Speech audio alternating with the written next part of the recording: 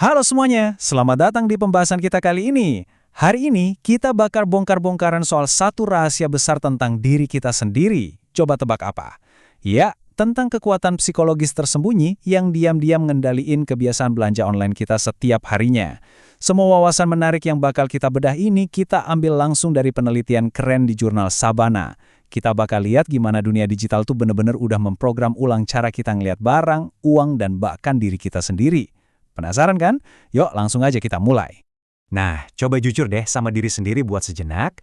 Ingat-ingat lagi, dari semua barang yang udah kalian check out sebulan terakhir ini, berapa banyak sih yang benar-benar kebutuhan mendesak? Terus berapa banyak yang dibeli cuma buat sekedar jaga gengsi atau karena takut dibilang ketinggalan zaman? Kalau ternyata banyakan yang kedua, tenang aja, kalian sama sekali nggak sendirian kok. Memang ada dorongan besar yang sengaja dirancang supaya kita terus-terusan tekan tombol beli itu. Oke, kita masuk ke bagian pertama nih.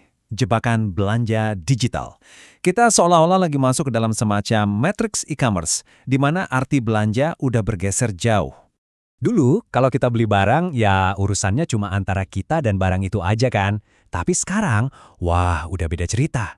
Belanja baju, nongkrong di kafe yang estetik, atau beli gadget terbaru, itu udah berubah jadi sebuah pertunjukan publik. Kita beli sesuatu, cari angle foto paling bagus, di-upload ke sosmed, terus tinggal duduk manis nungguin likes dan pujian dari followers. Secara nggak sadar, konsumsi kita udah jadi panggung teater, dan kitalah aktor utamanya.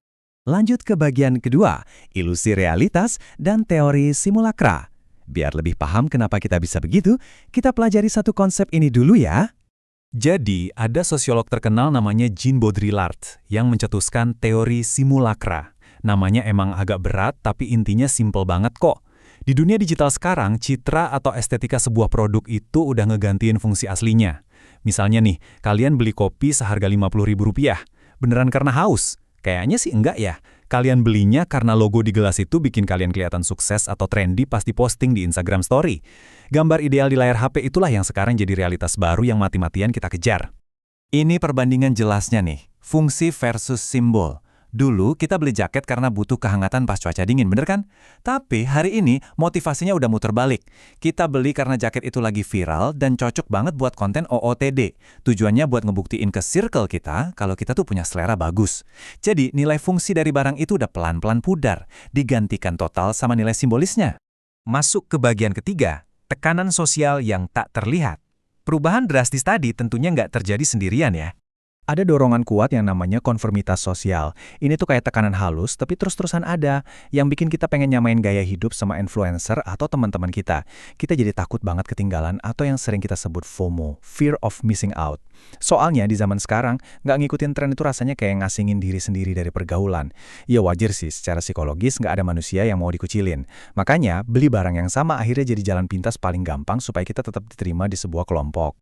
Sekarang kita sampai di bagian keempat, siklus dan dampak konsumerisme. Tekanan-tekanan tadi pada akhirnya numpuk dan bikin kita terjebak dalam sebuah siklus.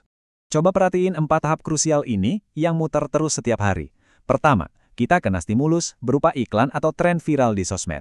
Kedua, kita mulai masuk tahap simulasi, ngebayangin betapa kerennya identitas kita kalau pakai barang itu.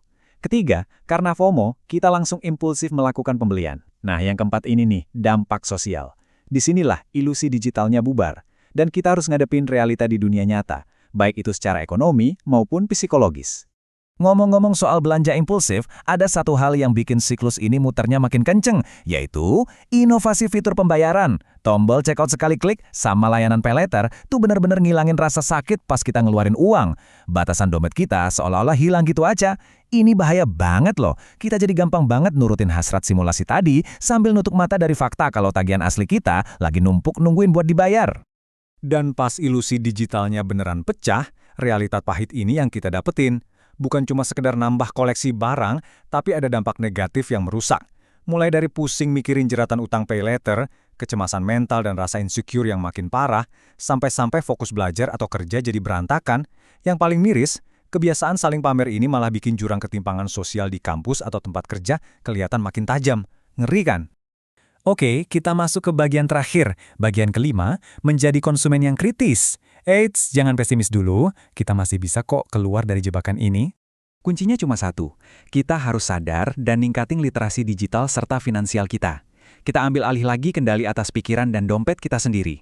Mulai sekarang, tanamin di kepala kalau harga diri kita itu sama sekali nggak ditentukan dari seberapa mahal sepatu yang kita pakai atau hitsnya kafe tempat kita nongkrong. Kita harus bisa bedain secara tegas, mana yang beneran kebutuhan untuk hidup dan mana yang cuma hasrat sesaat demi dapat validasi orang lain. Ada satu kutipan menarik banget nih dari jurnal Sabana yang merangkum semua bahasan kita hari ini.